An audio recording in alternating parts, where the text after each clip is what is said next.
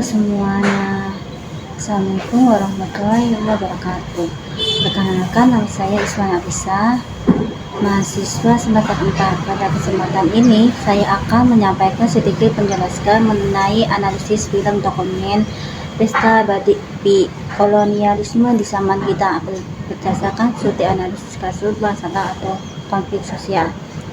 Yang pertama, latar belakang kasus. Yang pertama, kronologi konflik yang terjadi. Pemerintah Indonesia menjalankan proyek strategis nasional di bidang pangan dan energi di Papua Selatan yang mencakup permukaan lahan sekitar 2,5 juta hektar hutan untuk mengembangkan sawah, perkebunan tebu, kelapa sawit, dan peternakan. Proyek ini berlangsung di beberapa wilayah seperti Merauke dan Boyen di Poel. Dalam melaksanakannya, masyarakat adat seperti suku Ayu, Muyu, Mari, dan Yenan menyatakan penolakan karena wilayah yang dijadikan lokasi proyek merupakan tanah adat, hutan, dan sumber kehidupan mereka. Penolakan dilakukan melalui pemasangan salib merah, pemalangan adat, pertemuan adat, serta berbagai bentuk perlawanan sosial.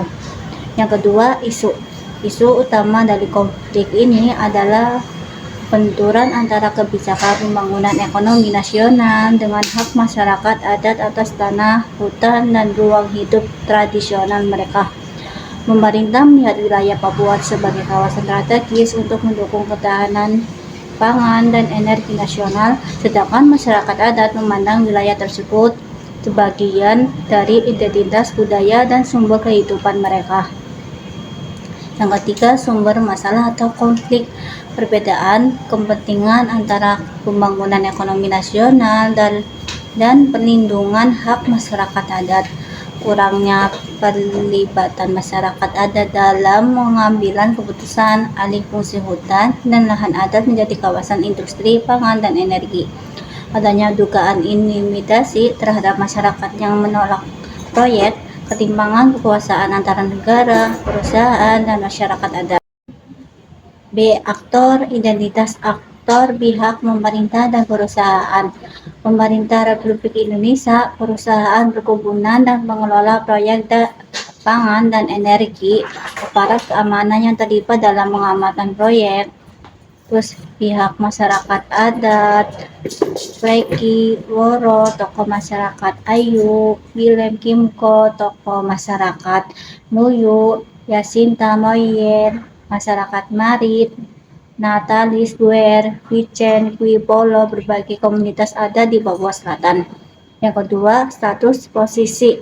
Pemerintah dan perusahaan bertindak sebagai pelaksana dan mengelola proyek pembangunan. Masyarakat adat bertindak sebagai pemilik wilayah adat sekaligus pihak yang terdampak langsung oleh proyek. Yang ketiga, power relation. Hubungan kekuasaan. Hubungan kekuasaan cenderung tidak seimbang. Pemerintah memiliki kewenangan hukum, dukungan kebijakan negara, serta akses terhadap aparat keamanan. Sebaliknya, masyarakat adat memiliki kekuasaan yang lebih terbatas dan mengandalkan hukum adat, solidaritas komunitas, serta aksi sosial untuk mempertahankan hak mereka. Yang C. Kepentingan perspektif aktor dalam konflik.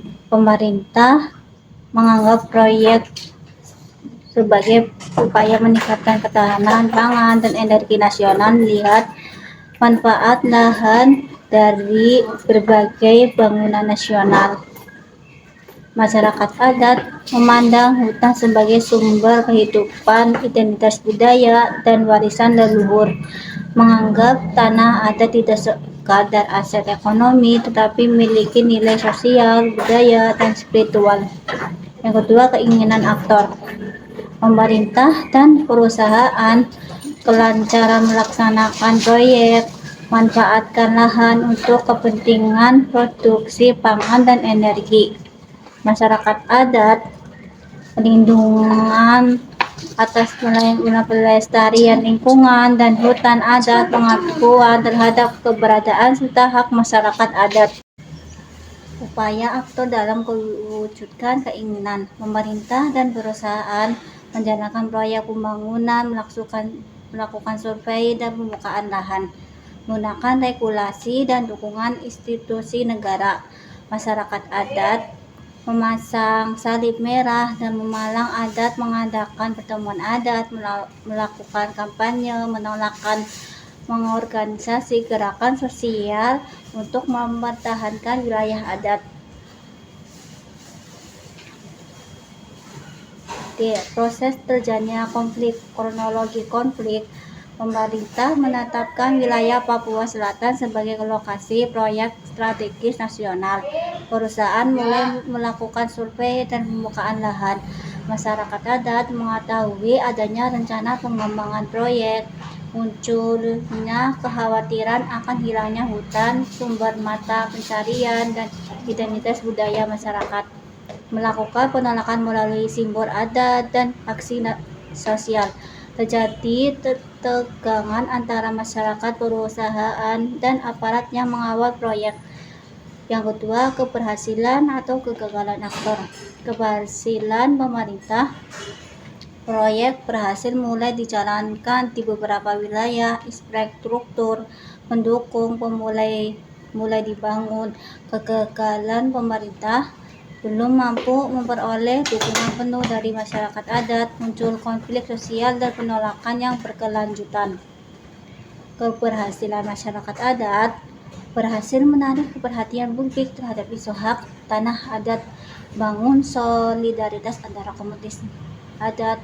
Kegagalan masyarakat adat, sebagian wilayah adat tetap mengalami pembukaan lahan. Posisi tawar masyarakat masih lebih lemah dibanding negara dan perusahaan. Yang analisis konflik.